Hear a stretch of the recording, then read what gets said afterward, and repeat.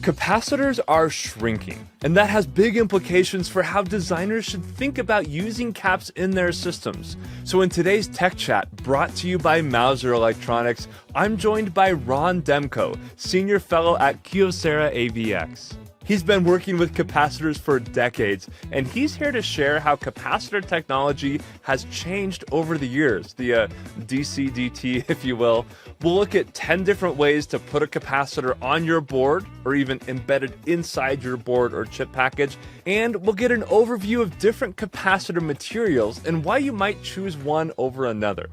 Ron, thanks for being here. I'm super excited for this conversation. Yeah, thank you very much, Daniel. It's great to catch up with you. Talk to me about capacitor sizes. I'm used to maybe throwing big electrolytics on a board, but when I look at a modern board, it's just covered, especially when around a chip, covered in these small capacitors. Why does the size of a capacitor matter? And maybe what's an ideal capacitor? Well, those are two really hard questions. The first one is a bit easier to answer. The size of the capacitor should be as small as possible to allow it to be placed very close to the load. So in this picture, we're taking and kind of talking about the complexity of the various power lines and power rails. That might be a system. It might actually be a semiconductor itself, a chiplet, maybe a hybrid, right? But the power scheme is exceptionally, or getting exceptionally complicated. So having a very small part that we could place very close to that semiconductor allows us to get the max cap action and reduce the inductance, thereby supplying very large amounts of DIDT, holding that voltage up. That's really critical because it allows that semiconductor to work in its advertised and published operational window, operating at very high speeds. So caps actually have a very important role in these semiconductors as they get much more complicated and power hungry. If you could wave a magic wand and build a perfect capacitor, what would that look like? And caveat that it would have to be manufacturable. Yeah. Okay. Sounds good. Well, probably we're getting closer than you'd think. First off, we'd like something that's small, easy to process on our part because we need to make hundreds of millions per day. And end users have to make this thing or they have to apply it to their board, process it, and not injure it, right? So I think that's one of the things. There's some physical constraints, but there's also electrical requirements. The ideal part would have quite a stable capacitance, whether it is operating at a high or a low temperature. That capacitance would be stable over time. It would not age. And then we'd have certain characteristics that we want to be stable, like capacitance, when we're looking at DC bias or AC bias. So stability is a big part of it. Then there's loss characteristics. We want to have a capacitor that could be charged up and hold that charge. It wouldn't dissipate the charge when the charge wasn't being called for by the semiconductor or the load. So it's really kind of difficult, right? There's a lot of physical constraints. There's a lot of electrical constraints. We're getting quite close, and these caps have made tremendous progress through the years. I think when I started, we weren't even able to build surface mount components decades ago, right? And now we could put maybe 100 nanofarads in a 008004. So that's so small, it's like the grain of salt. So let's talk a little bit about how capacitor technology has changed over time, because like you said, you've been working with capacitors for a while and you've seen this progress. Can you walk me through kind of the annals of history of capacitors over the last 30 years? Sure.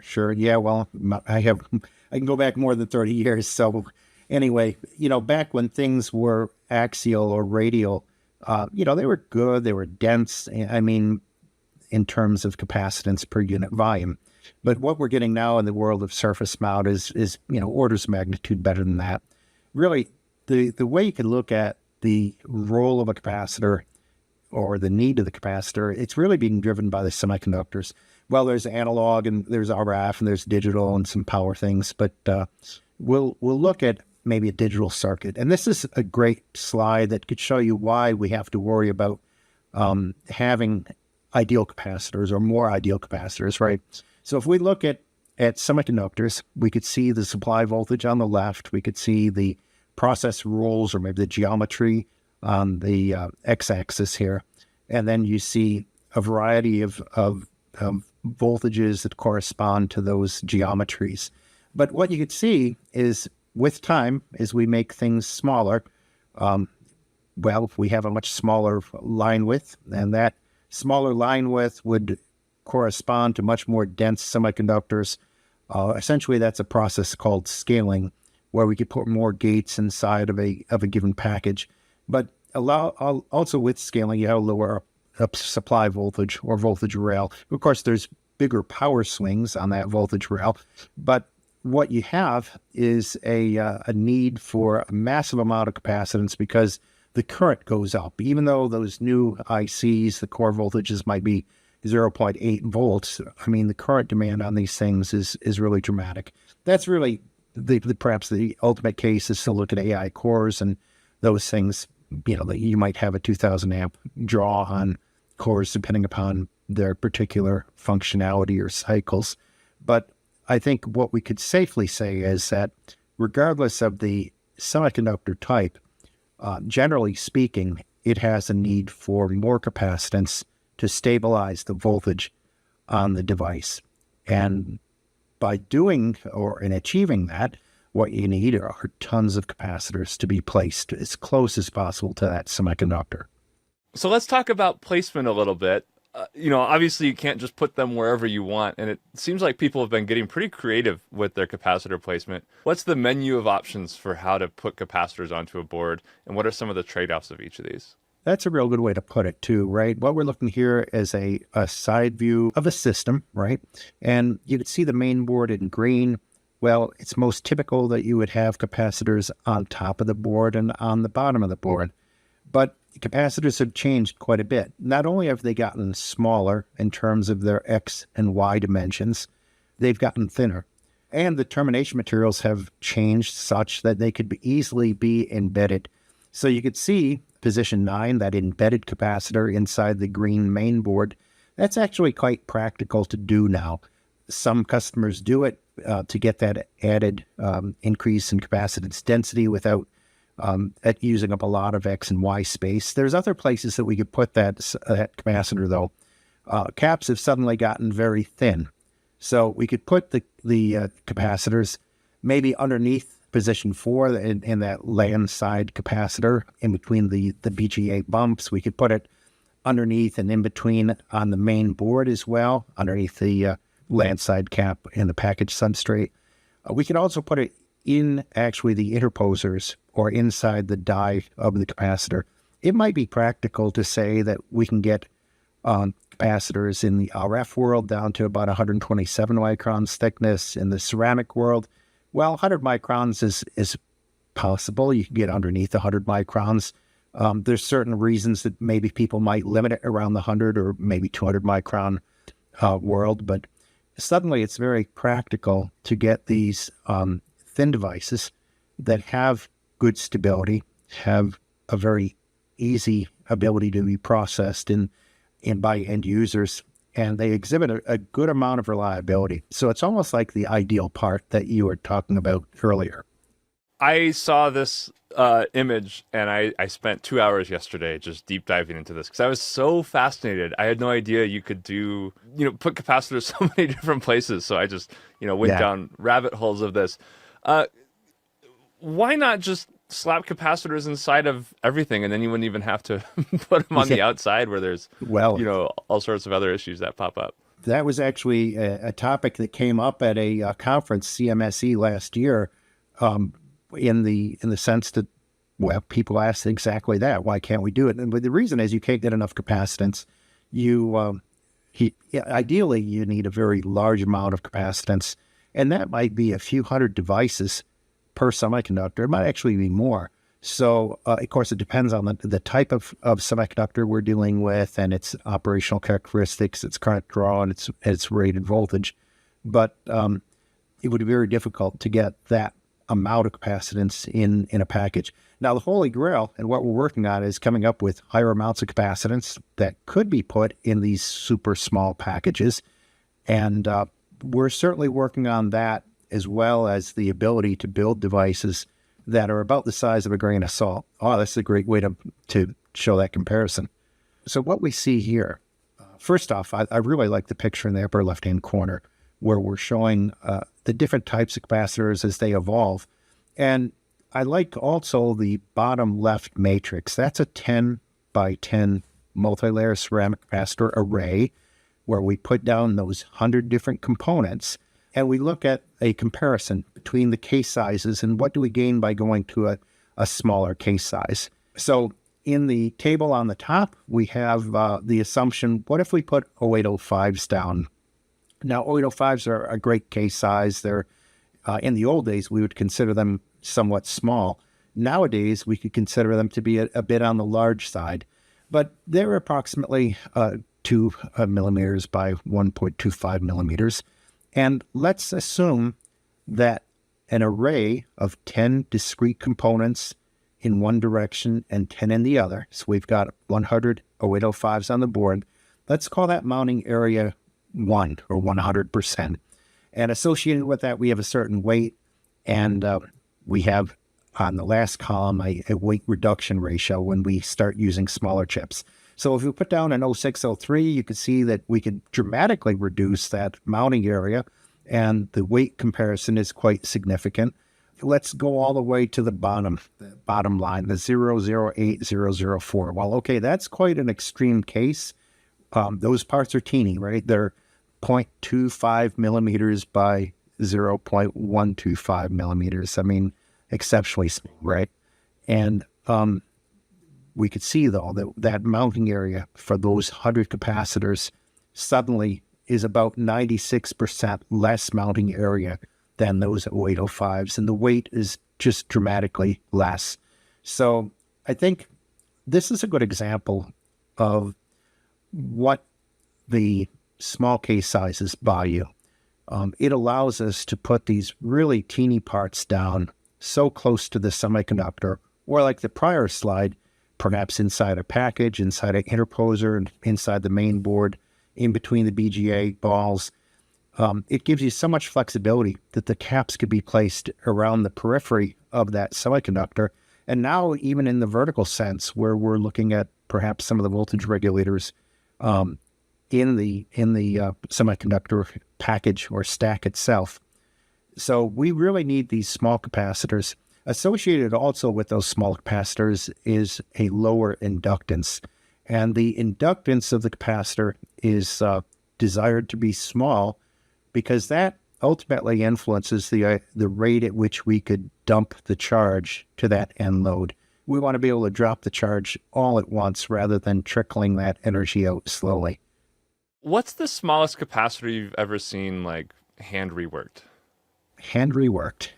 Well, yeah. I know of some guys that do 01005. I've never seen that.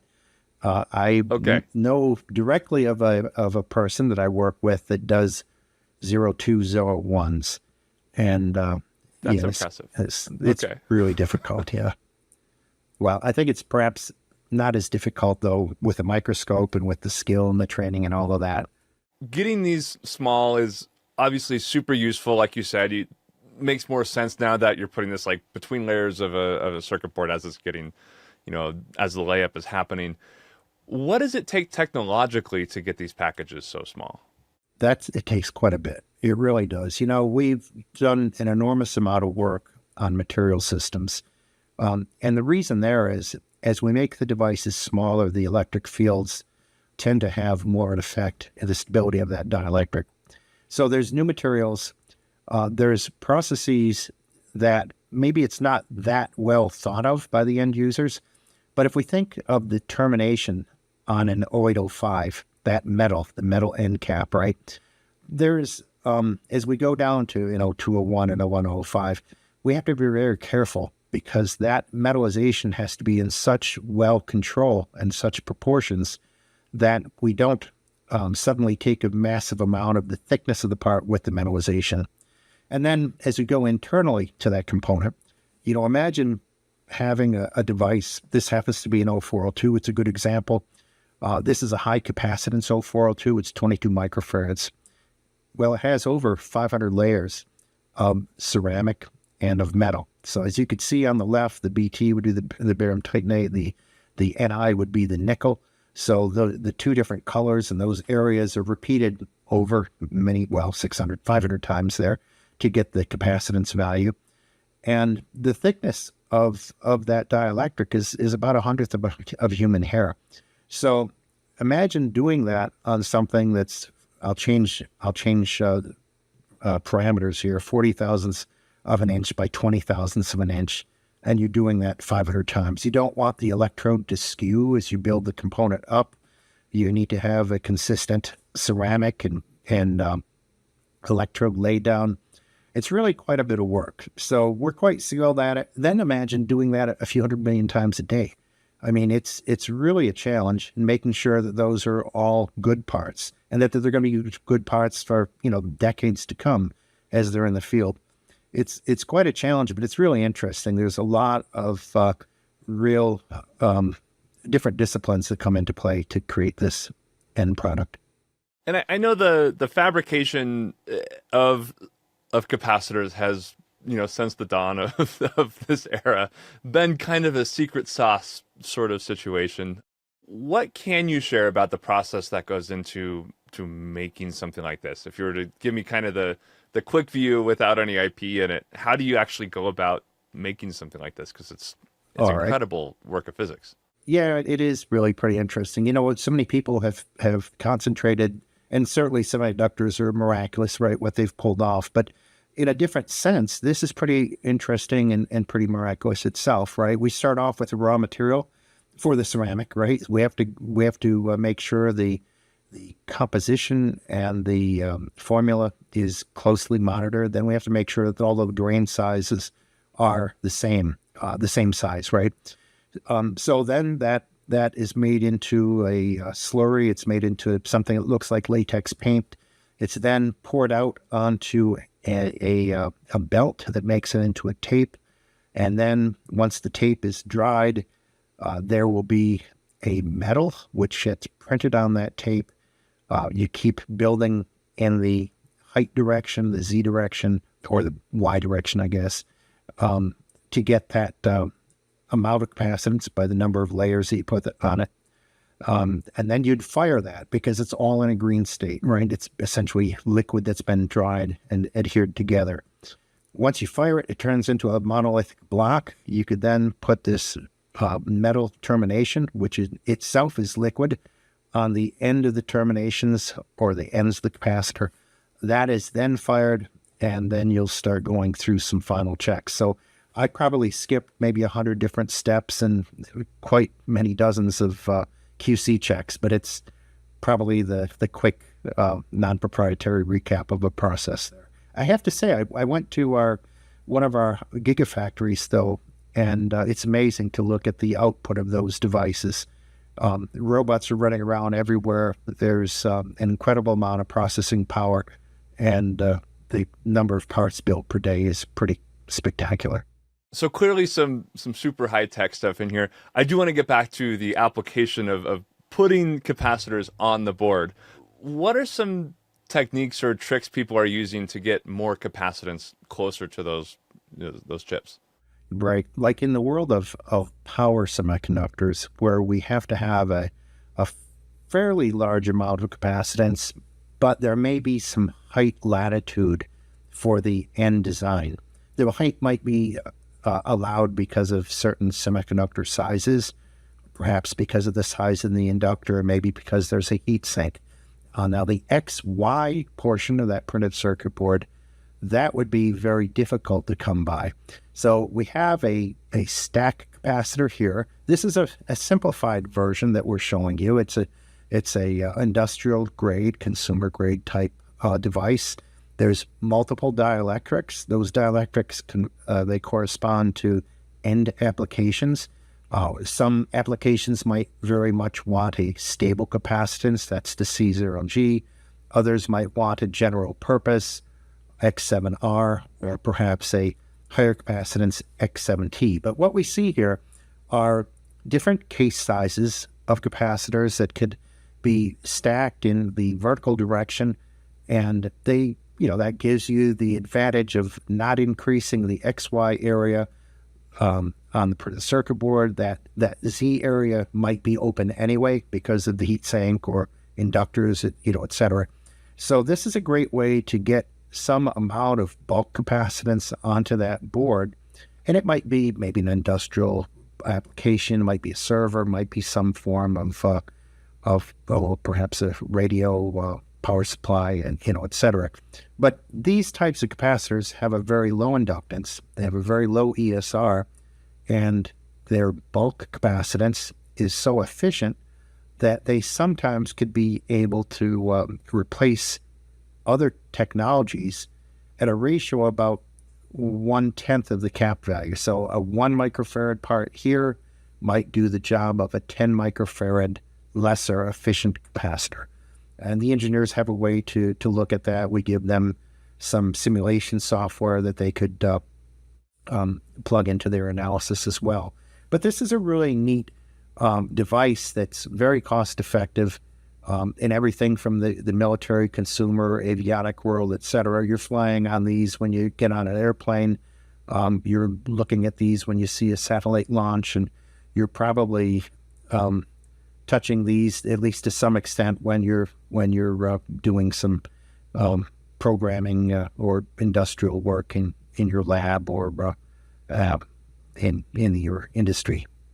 So basically, you can stack two of them together, almost like I feel like this is something like I might have come up with in like undergrad. Double E lab is like, I don't have the right capacitor, I'll just stick two of them together. Yeah, that's right. But you can really dial in the performance of these and get some unique characteristics. Yeah, you really could. By stacking them, you get more cap. You actually drop the inductance, you drop the ESR. So inherently, they look a little bit more efficient to the end circuit. And yeah, it's exactly it. It's almost like in the old days, right? When we were in lab, you take two radials, put them in parallel because you didn't have, we can guarantee, right? In double E lab, we never had the right values.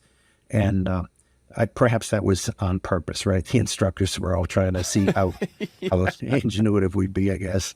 I don't know if my instructors had that much foresight for the they undergrad just didn't labs, get the order in, right? Right? Yeah, I'm like, I don't know, parts shortage. So let's talk also a little bit about the different technologies of capacitor, because as you go to dial in those different performance characteristics, different materials can make sense. Tantalum capacitors are a popular topic. Who's using these? Why are tantalum caps getting used? Yeah, well, tantalum caps are really neat, and there's quite a lot that's happened to them that maybe is either underreported or under-realized. When you look at the left column, okay, that's a standard capacitor where you have a tantalum pellet and it's welded into a lead frame, that it's overmolded. Now, what we're showing there are certain case sizes, and then there's certain associated inductances that are going by case size, right? And then now there's a leadless device. Those leadless devices, the parts on the left, well, they might be something from a high rail type of application where you cannot afford to have a failure. The ones in the leadless devices, that configuration might be in compatible electronics. The multi-anode parts where you have multiple tantalum pellets in parallel, that drops down the ESR. That might be a power supply. It might be something as simple as a very low noise power supply. Then there's polymers. Polymers have some other advantages of even reduced equivalent series resistance. So that would allow you to have a higher ripple current running through the part. And those devices could come in even in hermetic packages, as well as standard, right? So basically you could say that these correspond to different types of applications where either low inductance or ESR are of interest, as well as certain extreme reliability requirements. There's a neat application. We just went through one where a tantalum capacitor was chosen for its low leakage, its low power loss. It was used as the wake-up capacitor in a microcontroller that was totally powered by a small solar cell. And once the tantalum capacitor woke up, the micro, it woke up that micro. The micro did some processing. There was a secondary capacitor that was used to supplement that wake-up mode. And while those processing events were occurring, the tantalum went back to its slow trickle charge. So essentially, it enabled a infinite cycle monitoring circuit, and I believe it was an air quality device. So you never needed to replace the batteries on this monitor, and it just RF linked the data in. Tantalum's a really spectacular device. Really high reliability, low loss characteristics, and some, now with the tantalum polymers, there's quite a pretty much a low ESR, where you could say it's a very efficient industrial and above application device. And they do come in all sorts of different voltage ranges and capabilities as well. So they kind of, people can dial in the specs they need. Yeah, that's right. Yeah, I mean, the polymers are really quite needed, I think, in the world, like AI type applications where you could get a large amount of capacitance in a small case size, and they might have a very low height. That height would be ideal in certain types of SSD applications, dying gasp, where we have to hold up power and allow a graceful turnoff of that IC in the signal chain. I've never heard dying gasp as a phrase before, but I'm, Yeah, the things people think about for these. But it makes sense. You can't have, especially if you're in an AI cluster and something fails during training, then the cost of that failure is massive. Yeah, So, there's another one that a lot of people don't think about, and that's ADAS and the self-driving cars, right? What if something went bad there, and if power suddenly, was taken off of that control circuit? So what you need there are capacitors that would allow that system to slow down or basically turn off gracefully, but hand the transition of that vehicle's control back to the driver. So there's a lot of these applications where we have to be very cautious about the power integrity and the power continuity on that powering that processor. so tantalums are cool. I want to keep talking about them, but we got to keep moving on. So can you tell me more about where people are selecting aluminum electrolytic capacitors? Yeah, maybe on a lower end, meaning a lower efficiency and a smaller frequency, smaller power, DC to DC converter. That's a pretty typical place for these. These would just be the bulk capacitors, and they would be used on the general purpose input powers for some board. So, electrolytics have a few different technologies. We can make them with a wet technology. We can make them with conductive polymers. The conductive polymers are lower ESR, and we could also build them with a hybrid technology, which is almost like a combination of the wet and the conductive polymer technology.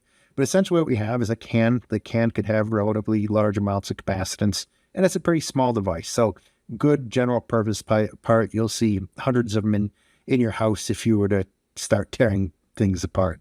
So I assume generally people aren't embedding electrolytics into their devices. What do the embedded capacitors look like? What sort of tech is used for those? Yeah, this is a good recap. Now, what you see, well, let's do the bottom first, right? The bottom is pretty simple. Those are RF applications, and typically those are single layer capacitors. So there's really one metallization on top of the part, there's one on the bottom, and there is a dielectric in between. Those are kind of interesting parts. We can get them down to 127 microns. The beauty of that is in the RF world, you can put your semiconductor right on top of that or on top of the board, which encapsulates this thing. And you would have the ability to essentially have a much faster, the outcome is you have reduced latency because you could have a very much faster data conversion, higher frequency of transmission.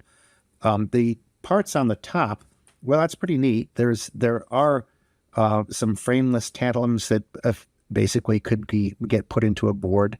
But on the upper left box, you see 5 different types of components. And really, that's your main options, right? There's different termination styles for the ceramic capacitors. There's some silicon capacitors as well. But pretty much the ceramics are dominating that type of embedded technology.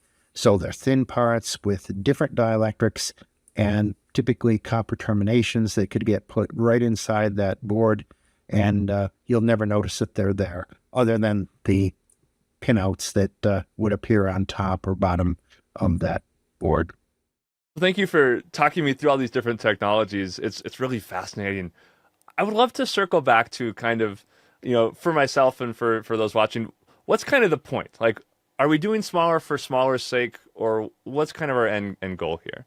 Well, here's one of the neat applications where you could see miniature ceramics getting put inside of a camera pill that someone's ingesting to hopefully determine, what's their ailment and to start some medical treatment. So I really think that some of these technologies are directly impacting people's way of lives. And, we could see this from a medical point of view. I think you could think of it also in the drone world where, we have small parts that could go inside a drone. We could have search and rescue drones help people. We've got the cell phones that people could call 911 or enhance their daily life by knowing when to pick up a pizza or something like that, where to meet their friends for drinks after work. There's a lot of applications that we really kind of have gotten used to electronics being there and not really affecting us in terms of lugging around heavy things or things that typically break, et cetera.